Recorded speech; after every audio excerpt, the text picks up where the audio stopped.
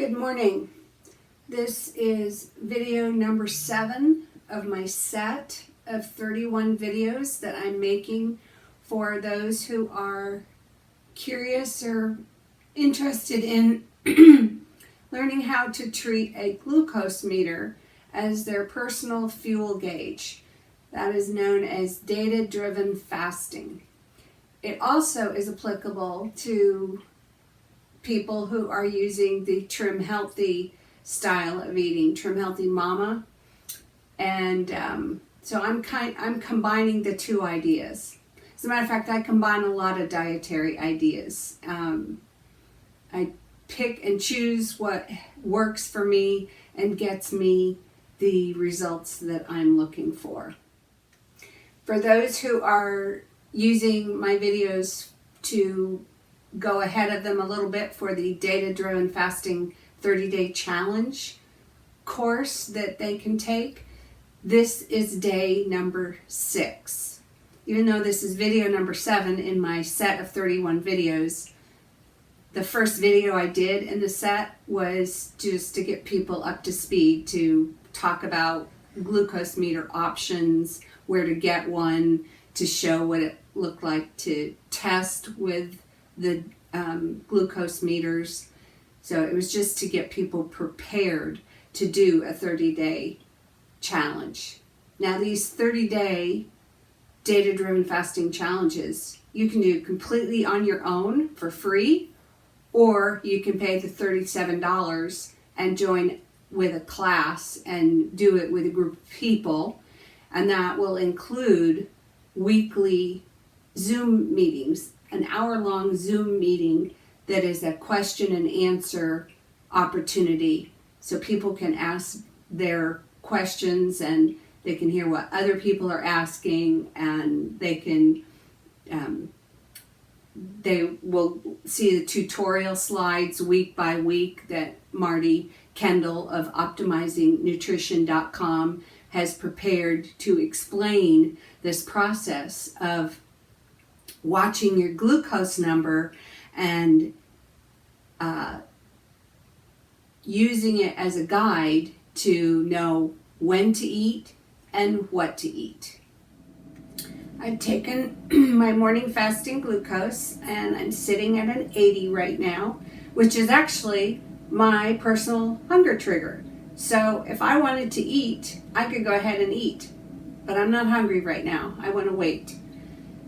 I'm going to get a cup of coffee. And someone asked in one of either the videos from one of my videos or from a Facebook group, I don't remember where it was, do I drink my coffee black? And the answer is yes, I do drink my coffee black. I prefer it that way. I used to drink coffee with a boatload of cream. In this cup, I would probably use a quarter of a cup of cream. And I used to think, no big deal, that didn't raise my glucose value because fat doesn't. But then I learned that fat also keeps glucose values from falling. Kind of just keeps you steady. And someone asked the question, why put fat in your coffee and put it in your body when you want to kind of pare down the fat off your body a little bit? And I was like, yeah, that makes sense. So I stopped drinking all that lovely cream in my coffee, and it was miserable at first. I didn't like it. As a matter of fact, I would put my lid on the cup of coffee. I used to sometimes drink coffee in a mug and be able to enjoy this lovely golden coffee. But when I started drinking it black, I definitely had to have it in the mug with the lid on so I couldn't see that it didn't have all that beautiful cream in it. I just sort of gutted it out, and I was surprised to find that eventually my taste buds changed enough that I don't like to have cream in my coffee anymore. What I used to do, because of Trim Healthy Mama, is I would save my creamy coffee for when I was going to have a fat-fueled S meal. And then when I was going to eat the E meals that are low-fat meals, I would have the black coffee. So I was going back and forth. I wasn't completely denying myself my creamy coffee, because I would have it with the S meals in my in the Trim Healthy Mama thinking. Eventually, when I would drink that creamy coffee, I realized, it's not so bad black. So I'm grateful now that my taste buds have changed and I like it black. It makes life simple. I don't have to arrange to have cream wherever I'm staying, because I stay here sometimes in California to help our daughter's family. Sometimes I'm in Vermont visiting family there, and then of course in Texas where my husband and I live. And my husband and I were going through about a quart of cream between the two of us every single week. So think about all that fat that we were taking in when we wanted to have some of the fat off from our bodies. Just something to think about. So I'm going to pour my coffee here, and then I'm going to shower and dress and get on with my day and try to share with you some things to think about for day 6 of using a glucose meter as your fuel gauge, regardless of whatever diet you're choosing, whether it's Trim Healthy Mama like I like to do, or paleo, or Whole30, or Weight Watchers, or I don't know, all the diets. Any diet will work with treating your glucose meter like a fuel gauge. I am showered and dressed, and my bed is made, and the laundry is running, and I am exceedingly happy. One piece of good news was my morning fasting glucose was at 80, which is also my personal hunger trigger. So had I been hungry first thing this morning, I could have gone ahead and eaten my meal. And a really smart way to start the day is to have a good dose of protein. I will put in the description box about eating protein, the importance of it, especially as we age. I'm 61, and I'm aware that the older I get, the more the body tends to just lose lean muscle mass. So I'm trying to work against that. And the link that I will put in the description box about the importance of protein will explain that information. The real reason I'm so happy right now, though, is that our daughter texted me, and she had a change of plans and asked if she could come home and take me out to lunch today.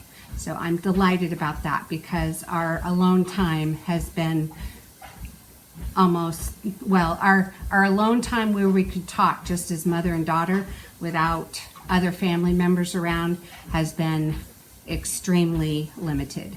I'm delighted about this lunchtime date I'm going to get to have with our daughter.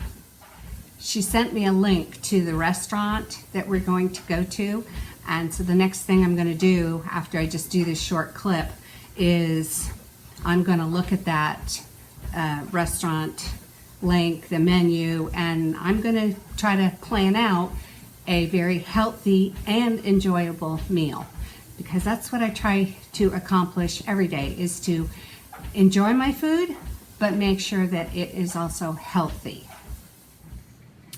It's the end of the day now, and I'll give you an update on the meal I chose, why I chose it, and wrap things up for day 6 of the 30 days of data-driven fasting with whatever diet suits your little heart. Before we got to the restaurant, I had looked at the menu and given it a once over, and then when we got there, I took a little more time, and with my daughter we decided what we wanted to order betwixt the two of us. The picture I put up here is showing what we had at our tiny little tabletop. And most of the things on the left side of the picture were hers. The burger looking thing and the plate at the 11 o'clock hour that is a French toast item with pear slices on top. My things are the two middle bowls, the salad kind of dishes, and I did order a croissant, and there is a chaga drink at the top right side that is sweetened with monk fruit. What I did when I was choosing the salad items was I was thinking about the importance of greens and how much nutrition they can add to the diet. I will put some information about a research done related to people who eat greens on a daily basis and what it does for cognitive health and cognitive youth in relationship to one's peers that are not eating leafy greens every day. So I ordered this big entree salad that was called a fettucci salad. It was a takeoff on a Mediterranean fattoush dish. And because I wanted to make sure I added more protein to my lunch, I ordered a side of roasted snapper that they put on my salad. In addition to the main dish salad, I also ordered a side salad that said it was made with arugula, and arugula it also goes by the name of rocket, an excellent green, salad greens. That fettucci salad, the large one there, the picture doesn't do it justice because there were these wonderful slices of watermelon radishes that are gorgeous in I don't know if you've ever seen them or not, but they should have put that on the outside of the salad so you could see that. I know that I eat with my eyes just as much as I eat with my mouth, and we look at food and it draws us in. I probably would have done better off if I'd left off the croissant kind of thing. It was a havla croissant. So it had sesame seeds and almond paste baked into it. It was very tasty and I enjoyed it, and I justified it because I had those two salads and made sure I was trying to get extra protein in with the roasted snapper. Anyway, I started that meal with a glucose of 78, and my personal hunger trigger is 80. So when I entered a 78, I got the congratulations message and go ahead and enjoy a nutritious meal. I'll put that notice up on the screen as well. We started our meal about high noon, and it's 7:15 p.m. right now. I haven't had any hunger pains. I didn't stuff myself, but I certainly ate everything I wanted to eat. If I get hungry before I go to bed at, say, 8:30, 9 o'clock this evening, I have a protein pudding in the refrigerator that I could eat that doesn't have any energy sources in it, doesn't have carbs, it doesn't have fats, but it's loaded with protein. So that would be what I would turn to tonight if I got some kind of a hunger nudge letting me know I'm wanting something else. But I think I'll just be able to go to bed and wait until tomorrow to take in any more fuel. Oh, one little side note, on my daughter's order, the whatever that burger looking thing that she ordered was, there was a serving of marinated vegetables. I think it was, I know it was sliced carrots, but it was also, I think, maybe sliced radishes, and she didn't want it, so I gladly took that. Any extra veggies and marinated is great. So anyway, it was a great meal. It was a great meal, and most of all, it was great conversation. It was really nice to get to talk with my daughter alone. And tomorrow morning, I'll get up early and go to the airport and hang out there until it's time to fly back to Texas. So I don't know what tomorrow's video is going to look like. Today's video is video number 7 of my set of 31 videos. Today is day 6 of the Data-Driven Fasting Challenge, and this challenge can be done with any diet at all. I am relying mostly on my TrimHealthyMama education of separating fuels. Today's meal that I ordered at the restaurant would, if I hadn't had the croissant, I would have had a fat-fueled S meal with a decent amount of protein in it. Probably my protein was short today, but hopefully that'll be okay. If I get hungry, I would